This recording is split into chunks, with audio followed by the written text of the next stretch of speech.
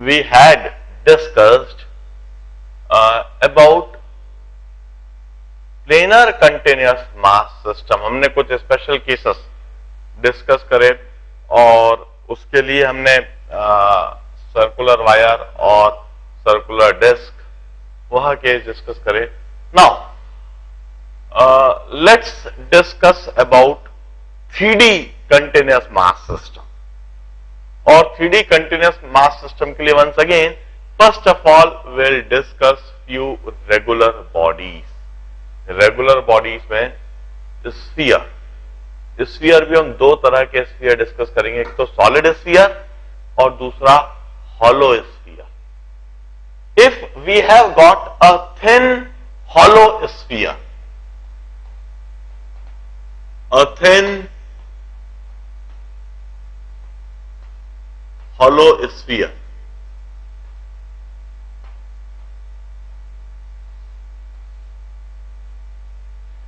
now for a thin hollow sphere I will say we have got the point of symmetry। thin hollow sphere के लिए हमारे पास point of symmetry है and that point of symmetry is its center। जो उसका centre है वही point of symmetry है। और यदि हमारे पास पॉइंट ऑफ सिमेट्री मिल जाए तो फिर सारी कहानी वहीं पर खत्म हो जाती है। इन दैट केस वह पॉइंट ऑफ सिमेट्री सेंटर ही सेंटर ऑफ मास होगा। थिन हॉलो स्फीयर के लिए भी, थिक हॉलो स्फीयर के लिए भी और सॉलिड स्फीयर के लिए भी, स्फीयर किसी भी तरह का हो उसका सेंटर ही उसका पॉइंट ऑफ सिमेट्री है, उसका centre of mass. Now the situation becomes interesting यदि हम इसे आधा कर दें। If we have got thin hollow hemisphere, if we have got a thin hollow hemisphere, ध्यान रहे हम थिन स्फीयर की बात कर रहे हैं, मतलब कि ये पतला है। Thin hollow hemisphere whose mass is m and radius is r। इस तरह के थिन हॉलो हेमिस्फीयर का हमें सेंटर ऑफ मास डिटरमाइन करना है। मैं इस थिन हॉलो हेमिस्फीयर को इस तरह से रखा हुआ देखता हूं। This is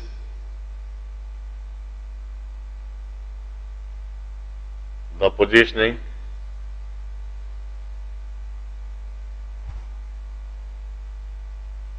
और मुझे इसका सेंटर ऑफ मास डिटरमाइन करना है। First of all it's a 3D mass system. यह एक 3 डायमेंशनल मास सिस्टम है। ये लीनियर मास सिस्टम नहीं है, प्लेनर मास सिस्टम नहीं है। इसमें जो मास है वो एक्स वाई जेड एक्सिस, तीनों एक्सिस के अलोंग फैला हुआ है और यह कंटिन्यूअस सिस्टम है, 3 डायमेंशनल कंटिन्यूअस मास सिस्टम। इस 3 डायमेंशनल कंटिन्यूअस मास सिस्टम के लिए हमें सेंटर ऑफ मास डिटरमाइन करना है, सेंटर ऑफ मास को लोकेट करना है। हमें मेथड समझना है कि किस मेथड से हम इसका सेंटर ऑफ मास लोकेट कर सकते हैं। Once again although for any 3 dimensional mass system हमने 3 इक्वेशन लिखी हुई है, X coordinate of centre of mass के लिए भी, Y coordinate of centre of mass के लिए और Z coordinate of centre of mass के लिए भी। मगर वंस अगेन हमें वह तीनों इक्वेशन अप्लाई करने की कोई आवश्यकता नहीं है। हम इस मास सिस्टम के लिए पॉइंट ऑफ सिमेट्री तो नहीं ढूंढ पाए, मगर एक्सेस ऑफ सिमेट्री ढूंढ सकते हैं और एक्सेस ऑफ सिमेट्री ढूंढने के बाद हमें सेंटर ऑफ मास डिटरमाइन करने के लिए सिर्फ एक ही इक्वेशन अप्लाई करनी होगी। हम सबसे पहले कोऑर्डिनेट एक्सेस को डिफाइन कर देते हैं। Let's define coordinate axes in this manner, हम इसे एक्स एक्सेस बोल देते हैं और इसके सेंटर से इस तरह से वर्टिकल जाती हुई इसे वाई एक्सेस बोल देते हैं और इसे हम जेड एक्सेस बोल देते हैं। हमने जिस तरह से कोऑर्डिनेट एक्सेस डिफाइन करी है, ध्यान से देखिए, once again y axis is the axis of symmetry।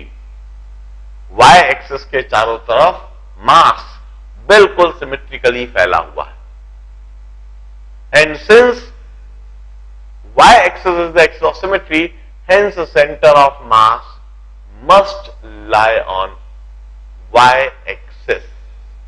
उसका हमें y कोऑर्डिनेट निकालना है। y axis is the axis of symmetry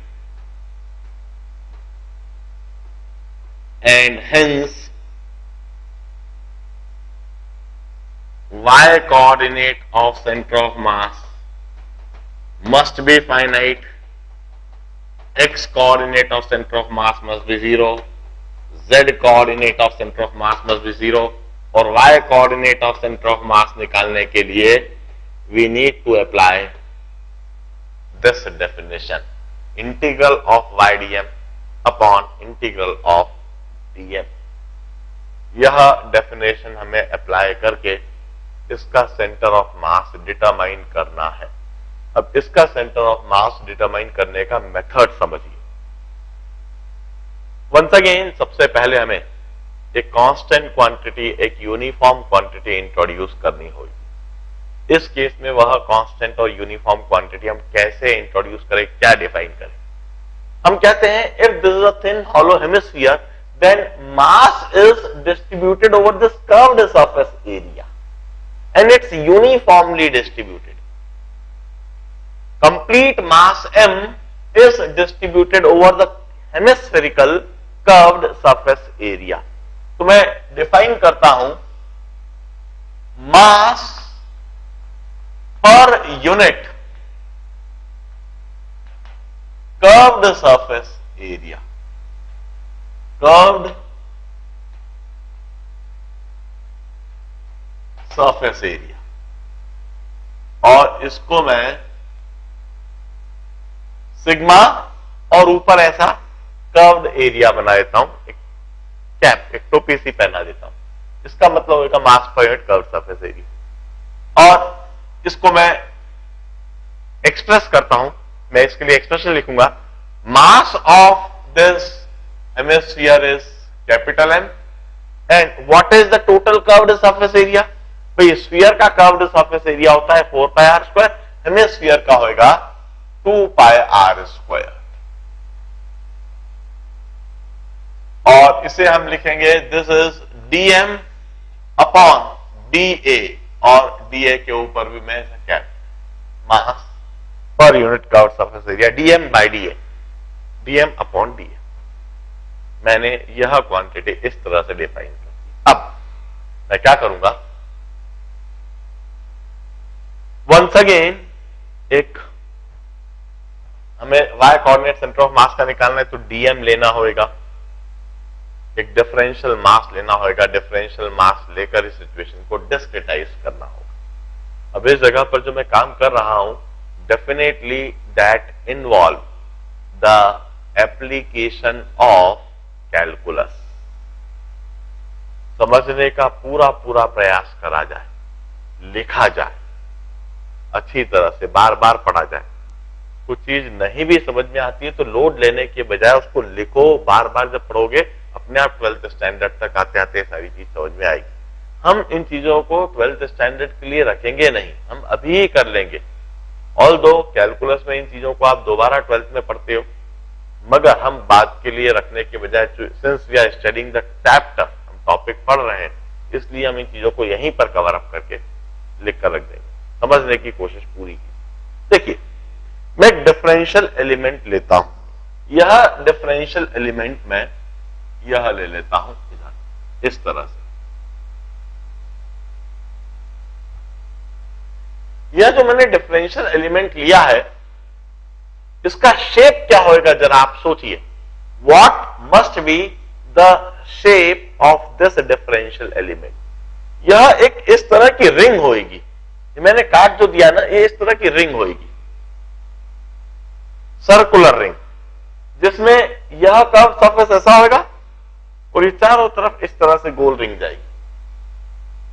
यह एक गोल रिंग, यह डिफरेंशियल एलिमेंट हमने लिया है। अब इस डिफरेंशियल एलिमेंट के लिए अब हम कुछ वेरिएबल पैरामीटर्स लिखते हैं और हम उन्हें रिलेट भी करेंगे।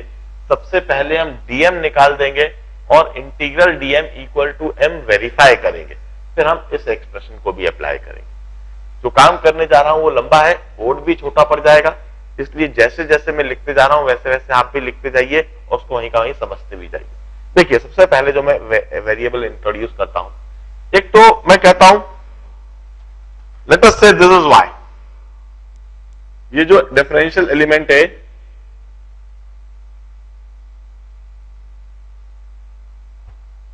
वाई एक्सिस पर, वाई की दूरी पर है, this is a variable parameter and its thickness is dy। इसकी जो थिकनेस है वह dy है। मैं एक और पैरामीटर इंट्रोड्यूस करता हूं, थीटा, एंगल थीटा। यह element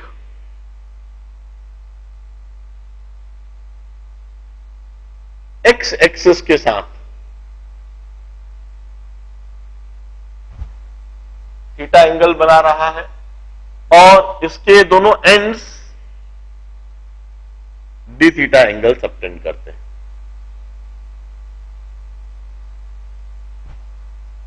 D theta is angle subtended.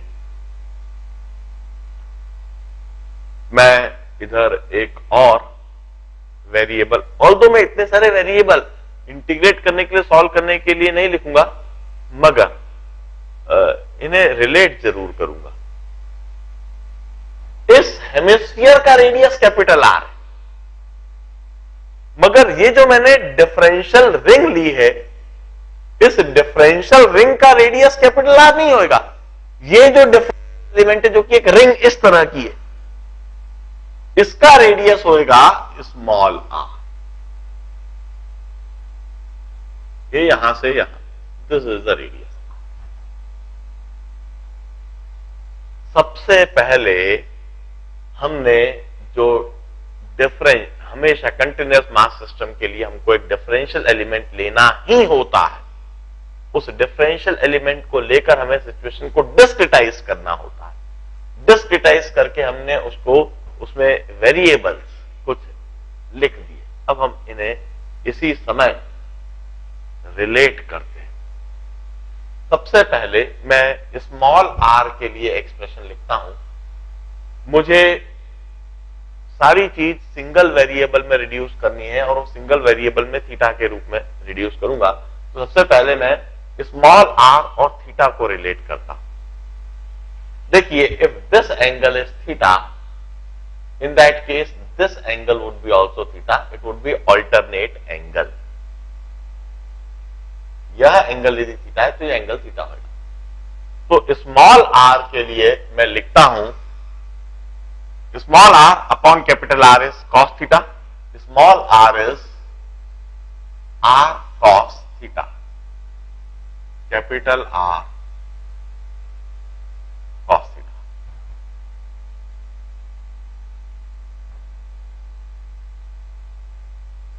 बड़े ध्यान से देखिए, हम बेसिक ट्रिग्नोमेट्री लगा रहे हैं। This angle is theta, then this angle must be theta. This is a right angle triangle. In this right angle triangle, this small R is a base and capital R is hypotenuse. Small R upon capital R is cos theta. So small R is capital R cos theta.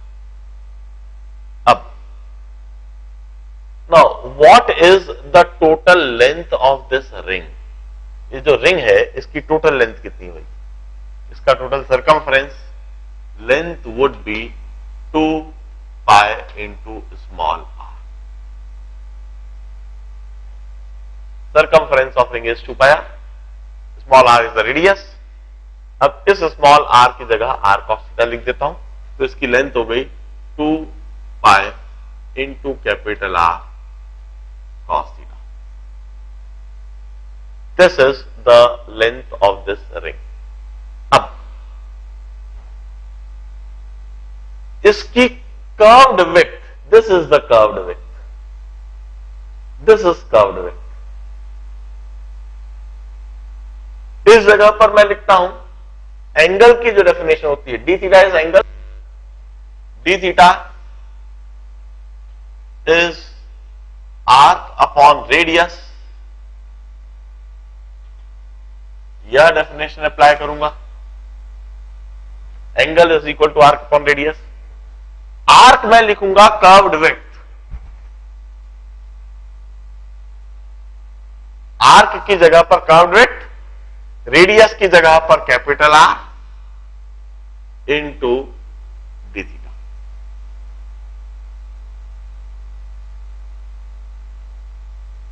This curved width is radius R into this angle D theta. अभी तक मैंने कोई heavy huge कोई बड़ा application नहीं लगाया है। All this is the basic application of trigonometry and geometry, the basic thing that you had already studied. जो कैलकुलस वाला पार्ट है वो काफी बाद में आना है, वो जहां पर आएगा मैं आपको बताऊंगा। ये सारी चीजें आप आसानी से समझ सकते हो। अब मैं कहता हूं ये जो डिफरेंशियल एलिमेंट है, इस डिफरेंशियल एरिया, इसका जो एरिया होगा वह डिफरेंशियल, डिफरेंशियल एलिमेंट का एरिया भी डिफरेंशियल, छोटे से एलिमेंट का छोटा सा area. Differential area would be its length into width, curved width. Differential area और ऊपर ऐसा कैप पहना दिया, डीए मींस डिफरेंशियल एरिया, और जो कैप पहनाया इसका मतलब curved surface area. This curved surface area, this differential curved surface area is length, जो हमने ऑलरेडी लिख रखा है, इंटू कर्व्ड विड्थ, वो भी हमने ऑलरेडी लिख रखा है। So this differential area is this length into curved width कर रहा हूं, 2 pi R square cos theta D theta.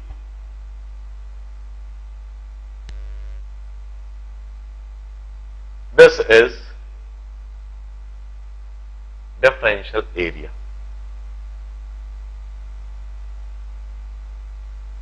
अब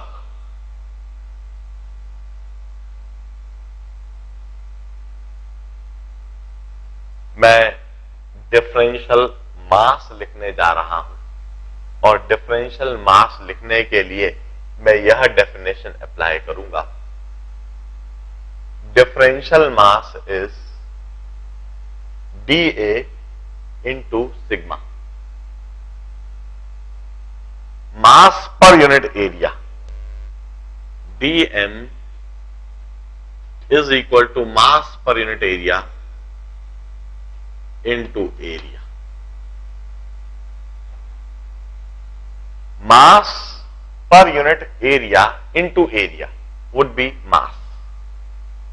तो mass per unit area की जगह तो सिग्मा लिखूंगा, और इस जगह differential area, since area is differential hence mass is also differential.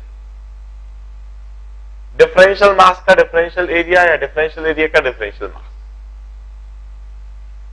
Sigma की जगह पर मैं अब सिग्मा की वैल्यू लिखता हूं, m upon 2 pi R square into 2 pi R square cos theta D theta.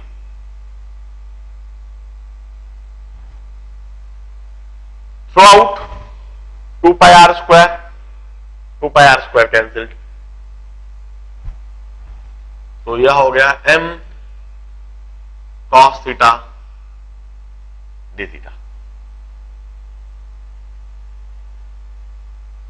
This is differential mass DM.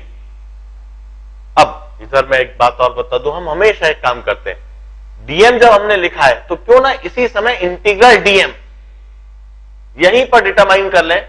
Integral DM की आवश्यकता भी हमें है, और इंटीग्रल डीएम डिटरमाइन करने से यदि integral DM equal to M आ जाता है तो ये बात भी साबित हो जाती है कि अभी तक जो भी कुछ हमने करा है वो सब कुछ सही है। Integral DM should always come out to be equal to M. Integral DM, यहां हम इंटीग्रल डीएम लिखते हैं, और इंटीग्रल डीएम जब हम लिखेंगे तो डीएम की जगह पर यह डीएम की value M cos theta D theta, M cos theta D theta. अब एम जो कि कांस्टेंट है वह बाहर आ जाएगा और इंटीग्रल साइन के अंदर रह जाएगा कॉस थीटा डी थीटा। यहीं पर अब हम लिमिट्स देख लें। जो हम पहला एलिमेंट लेंगे उसके लिए थीटा की वैल्यू 0 लेंगे, और जो हम आखिरी एलिमेंट लेंगे उसके लिए थीटा की value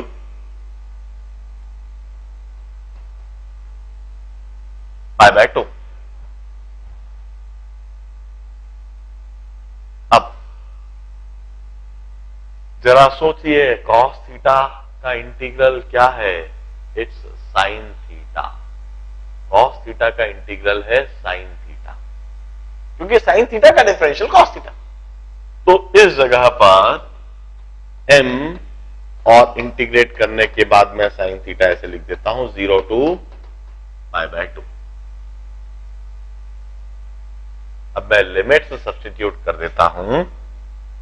this is m into sine π/2 minus sine 0 degree, और m into sine π/2 is 1, sine 0 is 0, this is equal to m।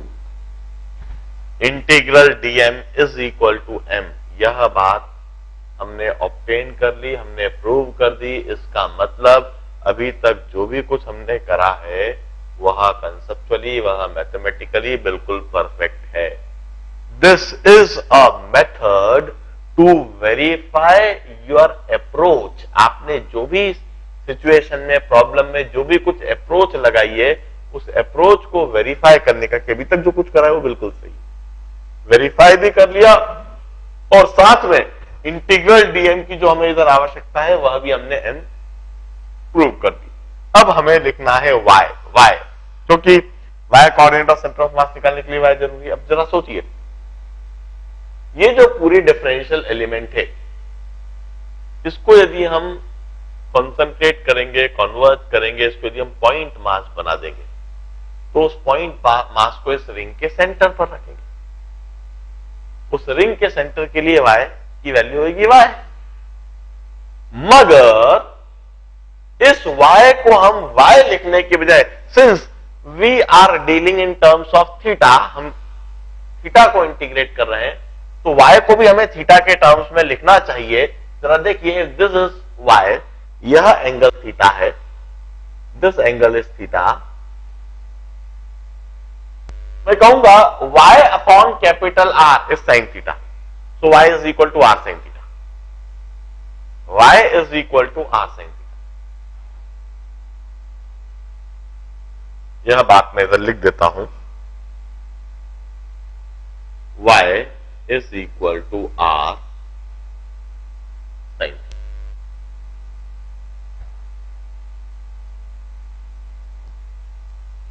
मैं y dm भी लिख देता हूं, क्योंकि मुझे y dm चाहिए। y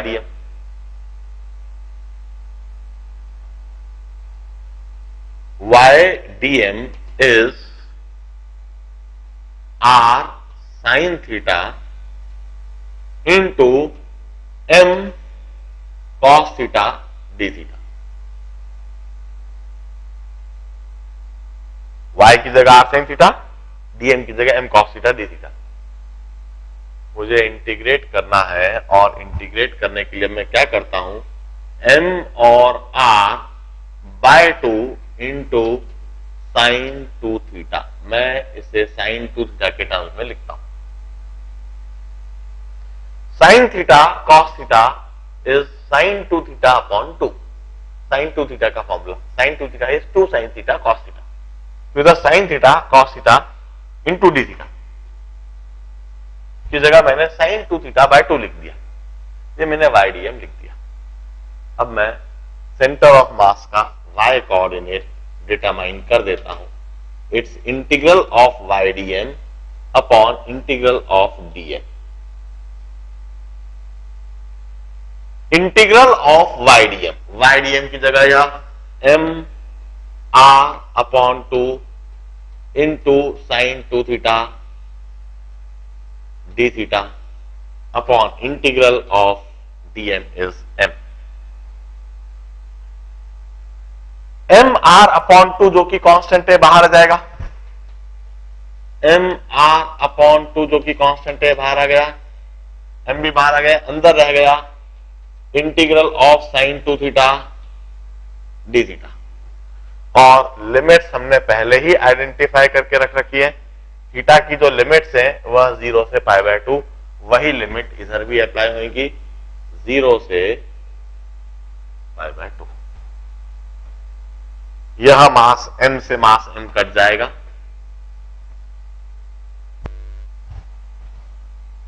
और अब हमें साइन 2 थीटा डी थीटा का इंटीग्रल लिखना है। और इस जगह पर मैं लिखता हूं साइन 2 थीटा डी थीटा का इंटीग्रल है minus cos 2 theta by 2। Once again अब यह चीज आपको लिखना ही होगी। 12th क्लास में आप जब कैलकुलस पढ़ोगे तो आप इस बात को सीखोगे कि इसका इंटीग्रल हमने cos 2 theta minus cos 2 theta by 2 कैसे लिखा। अभी हम सिर्फ इस फॉर्मूले को सीधा सीधा लिखेंगे। यहां तक की सारी बात बड़ी अच्छी तरीके से आपको समझ में आनी चाहिए थी। इसके बाद इसका जो इंटीग्रल लिख रहा हूं वो मैं सीधा सीधा लिख दे रहा हूं। y coordinate of centre of mass r by 2 तो मैं ऐसा कैसे लिखूंगा, और इसका जो इंटीग्रल है वह cos 2 theta by 2. This is minus cos 2 theta by 2. Minus cos 2 theta by 2. और इंटीग्रेट करने के बाद 0 से pi by 2।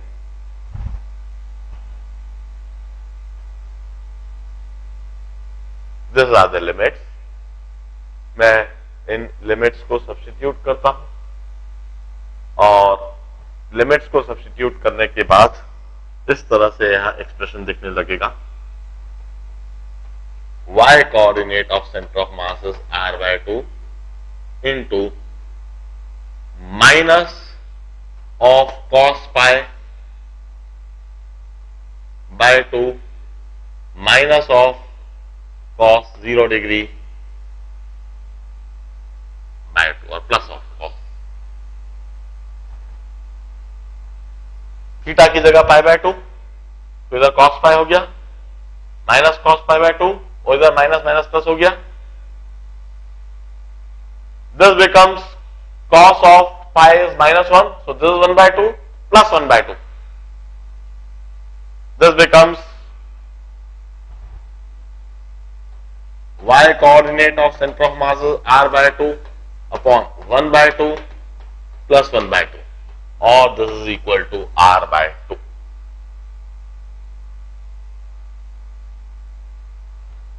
Center of mass lie at r by 2 exactly in mid. कहीं इस जगह पर सेंटर ऑफ मास होता है बिल्कुल बीच में r by 2 की दूरी।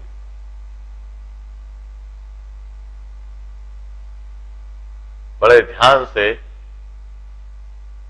चीज को देखें। सबसे पहले यह बात देखें, साइन 2 थीटा डी थीटा इसका इंटीग्रल मैंने लिखा है माइनस कॉस 2 थीटा बाय 2। यह 12th स्टैंडर्ड में कैलकुलस में आप सीखेंगे। इसके अलावा बाकी सारी चीजें आप समझ सकते हैं। ध्यान से देखिए, मैं इसी से रिलेटेड एक दो बातें भी और भी बताऊंगा। पहले इसको लिख लो। अब इस जगह पर मैं एक बात और प्रूव करूंगा। इस थिन हॉलो हेमिस्फीयर के लिए mass distribution along y axis is constant. Mass distribution along y axis is constant. वो मैं कैसे प्रूव करूंगा? dm by dy is equal to constant. कैसे प्रूव करता हूं, जरा ध्यान से देखें। पहले मैंने यह चीज लिख रखी है dm, यह dm लिख रखा है। मैं इंटीग्रल dm के लिए यह अभी हटा देता हूं और यह सब चीज भी हटा देता हूं। सेंटर ऑफ मास ऑब्टेन करने का यह जो तरीका था, मैं y is equal to r sine theta यह बात लिखा था।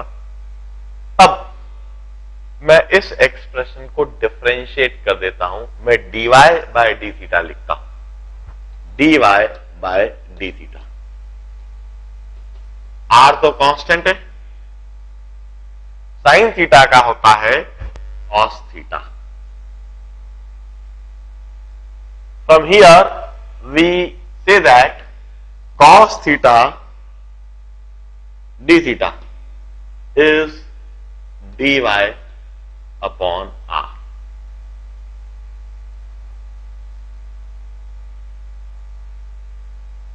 ये d थीटा ऊपर गया, cos theta d theta, r नीचे आ गया। cos theta d theta is dy upon r। अब मैं इस कंसेप्ट को इस जगह पर लिख दूंगा। मैंने लिखा हुआ है dm is equal to m cos theta d theta. इस जगह पर मैं लिख दूंगा dm is equal to m और cos थीटा d थीटा की जगह पर dy upon r।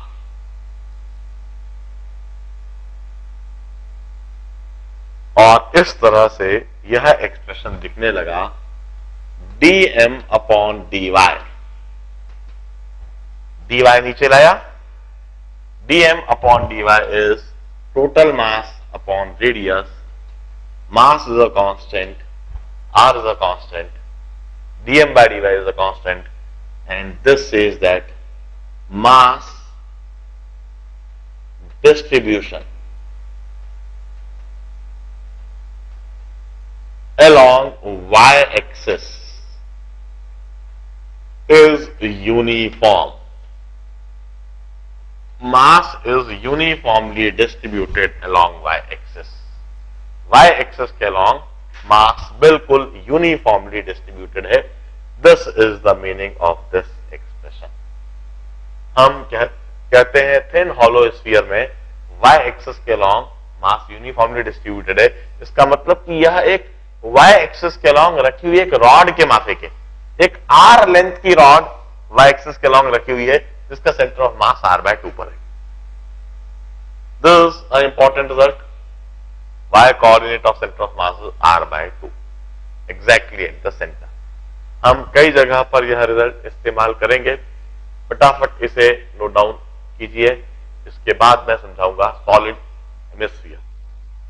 Now, after discussing about thin hollow hemisphere, now we will discuss about solid sphere and solid hemisphere. Solid sphere के लिए तो हमारे पास point of symmetry है, and that is the center, और वही center of mass है। The interesting situation would be solid hemisphere. Now we will determine center of mass of a solid hemisphere whose mass is m and radius is r. Solid hemisphere.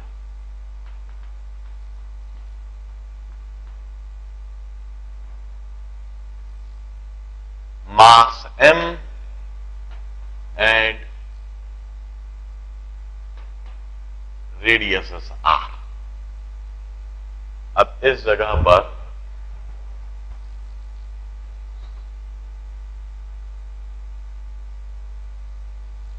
Can you take it as a challenge and put your attempt first? करने के बजाय क्या इसको आप लोग करने का एक बार प्रयास करेंगे? Let us see among you who can do it. मैं स्टेप्स सारी बता देता हूं और उन स्टेप्स में आप काम को करना चालू करो और आप देखो कि आप लोग प्रूव कर पा रहे हो या काम को कर पा रहे हो या नहीं। मैं फाइनली आंसर भी पहले से ही बता देता हूं। मैं पहला स्टेप कहता हूं कि हमने कोऑर्डिनेट एक्सेस चूज कर लेना है और कोऑर्डिनेट एक्सेस चूज करके हमें डेफिनेटली y एक्सेस को एक्सेस ऑफ सिमेट्री हम इस तरह से बना देंगे और x एक्सेस इधर और z एक्सेस इधर। तो सेंटर ऑफ मास का x कोऑर्डिनेट भी 0 हो गया, z कोऑर्डिनेट भी 0 हो गया, y कोऑर्डिनेट फाइनाइट हो गया और हमें वह y कोऑर्डिनेट डिटरमाइन करना है। अब सबसे पहले हमें कांस्टेंट क्वांटिटी डिफाइन करनी होगी। योर टास्क इज, सबसे पहले वह कांस्टेंट क्वांटिटी सोचिए और डिफाइन कीजिए कि वह कांस्टेंट क्वांटिटी क्या हो। उसकी डेफिनेशन को लिखिए, उसके एक्सप्रेशन को लिखिए। हमने वायर के लिए भी कांस्टेंट क्वांटिटी डिफाइन करी थी, हमने सेमी सर्कुलर लेमिना के लिए भी कांस्टेंट क्वांटिटी डिफाइन करी थी, हमने थिन हॉलो हेमिस्फीयर के लिए भी कांस्टेंट क्वांटिटी डिफाइन करी थी। इधर आप वह कांस्टेंट क्वांटिटी क्या डिफाइन करोगे? उस डेफिनेशन को भी लिखो, उसके एक्सप्रेशन को भी लिखो। फिर उस कांस्टेंट क्वांटिटी को डिफाइन करने के बाद एज वी नो दैट कि किसी भी कंटिन्यूअस मास सिस्टम में सबसे पहले डिफरेंशियल एलिमेंट लिया जाता है। उस डिफरेंशियल एलिमेंट को इस केस में देखिए, काम को करने के कई तरीके हैं। मैं इधर सिर्फ एक सैंपल मेथड बता रहा हूं। जितने भी अभी तक मैंने प्रॉब्लम कराए उन सबको करने के 2 या 3 मेथड हो सकते थे। मैंने एक सैंपल मेथड बताया है और वह मेथड बताया है जो सबसे आसान है, जो सबसे इजी है। इधर भी जो सबसे आसान और सबसे इजी मेथड जो होगा उसके लिए हम जो डिफरेंशियल एलिमेंट चूज करेंगे that should be like this. वह डिफरेंशियल एलिमेंट ऐसा होना चाहिए। इस डिफरेंशियल एलिमेंट का शेप क्या? इस डिफरेंशियल एलिमेंट का शेप होगा thin hollow hemisphere. Thin hollow hemisphere ऐसा शेप होगा। इसका रेडियस आपने r लिख दिया, इसकी थिकनेस आपने dr लिख दी। अब इस डिफरेंशियल मास के लिए, इस डिफरेंशियल एलिमेंट के लिए आप dm लिखकर बताएंगे। इसका dm क्या होगा? इसका dm लिखने के बाद आप इंटीग्रल dm कीजिएगा और integral dm is equal to m prove कीजिए। इंटीग्रल dm m आना चाहिए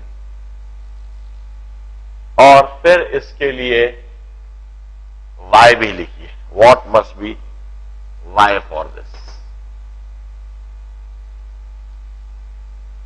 और finally y coordinate of centre of mass निकालने के लिए integral y dm upon integral dm।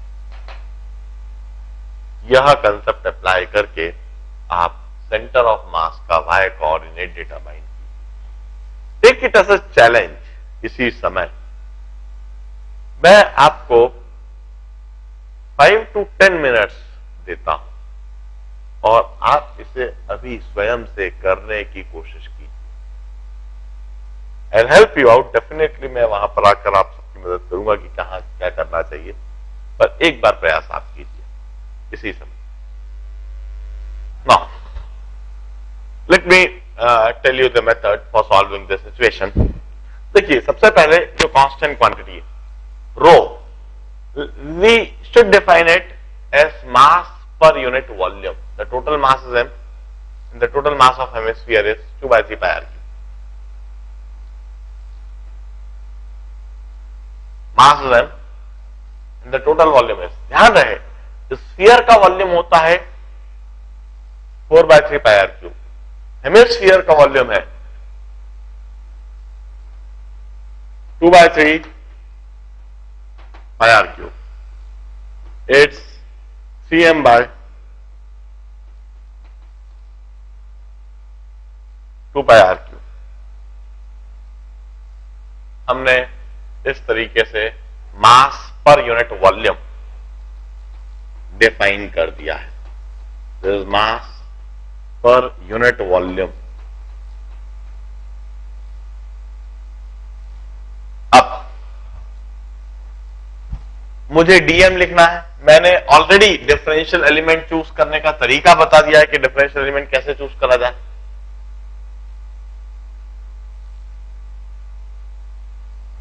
यह जो डिफरेंशियल एलिमेंट है it's thin hollow hemisphere. Thin hollow hemisphere है और इसका टोटल एरिया है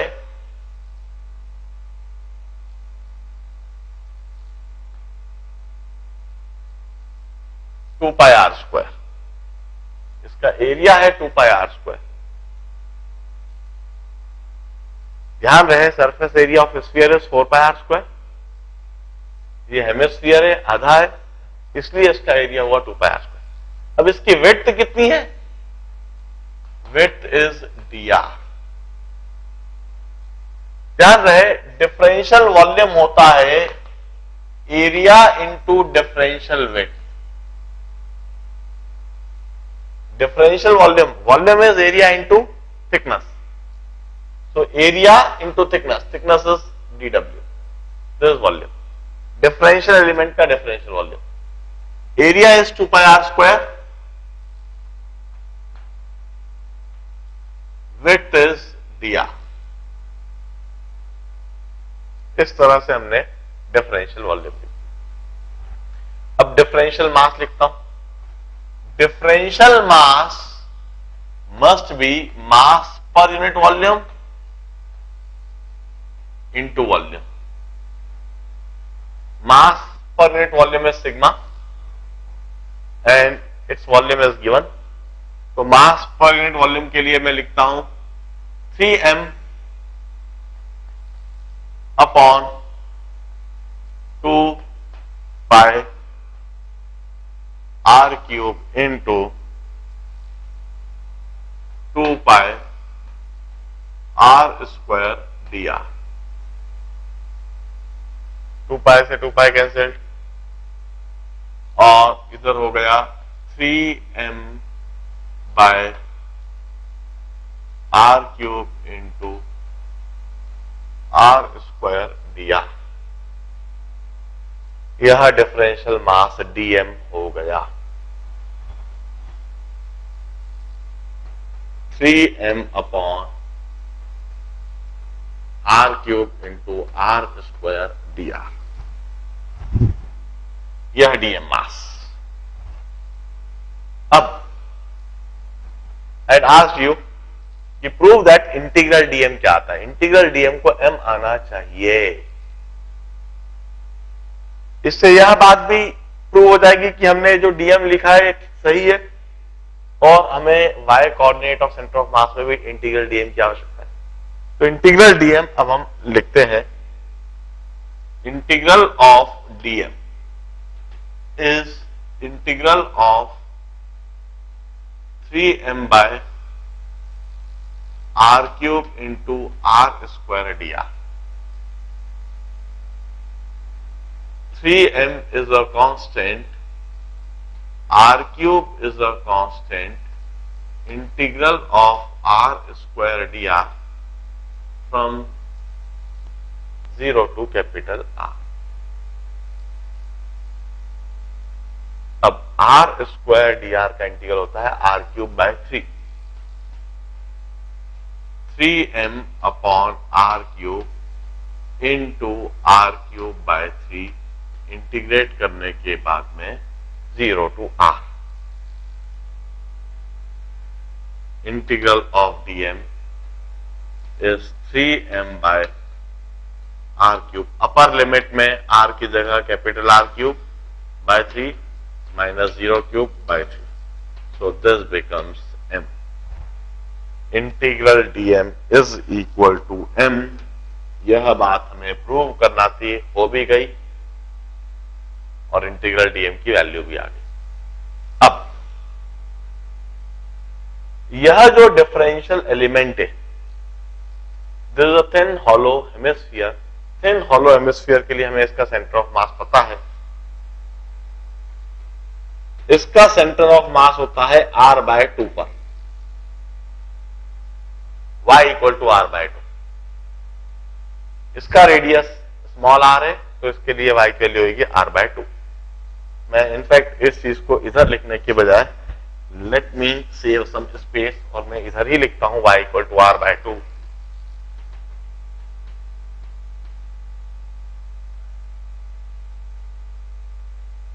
और अब मैं y coordinate of centre of mass के लिए एक्सप्रेशन लिख रहा हूं। y coordinate of centre of mass is integral of y dm upon integral of dm। Integral of y की जगह r/2 और dm की जगह यह value 3m bye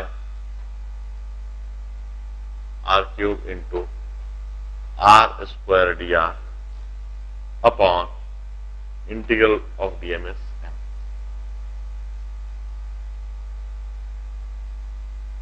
now we'll solve this to get y coordinate of center of mass.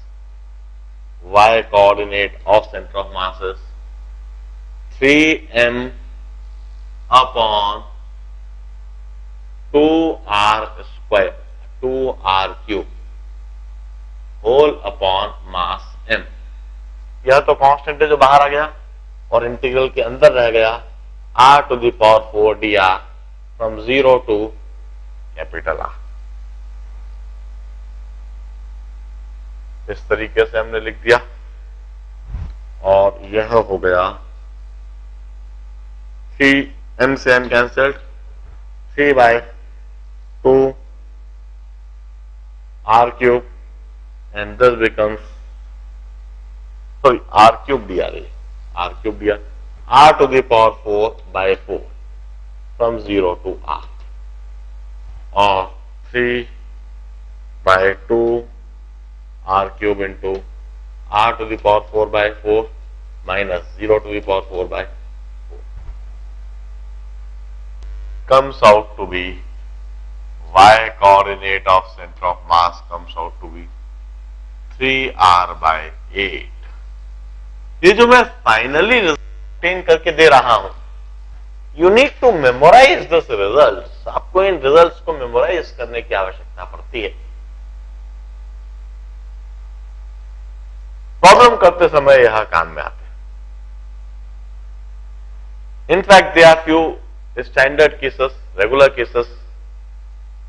y coordinate of center of mass of a solid hemisphere is 3r/8।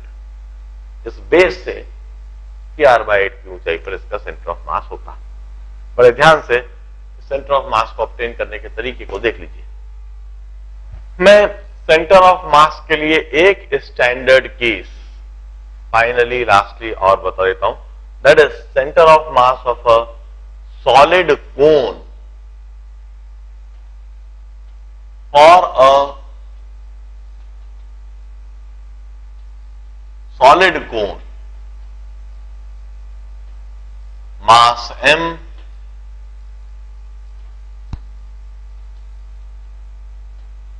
height h,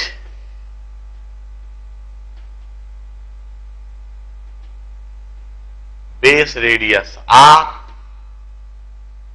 and half angle alpha. Instead of deriving, I'll write the final result, I'll write the final answer.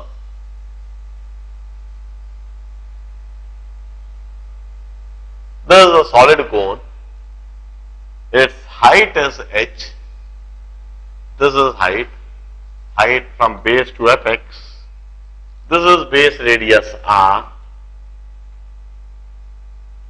and this is half angle alpha, and it's having mass of m. We used to say its center of mass is located at the height of h by 4. Center of mass is located at the height of h by 4 from its base. It's independent of half angle or the base radius. The location of center of mass is independent of half angle alpha. ना तो half angle alpha पर depend करता है, ना base radius पर depend करता है. Solid कोन के लिए जो सेंटर ऑफ मास है वो उसके बेस से h by 4 की हाइट पर होता है हमेशा. All this are the few interesting cases, regular cases, standard cases, and their center of mass, the location of center of mass is needed to be memorized. With that, I finish the locating or location of center of mass की locate करना, ये जो पहला part था finish हुआ.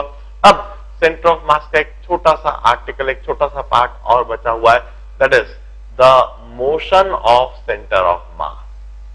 मैं मेरे अगले लेक्चर में motion of centre of mass सिखा के सेंटर ऑफ मास टॉपिक को फिनिश करवा दूंगा, and then I will continue this topic with momentum and its conservation principle. आज के दिन हम इतना ही करते हैं.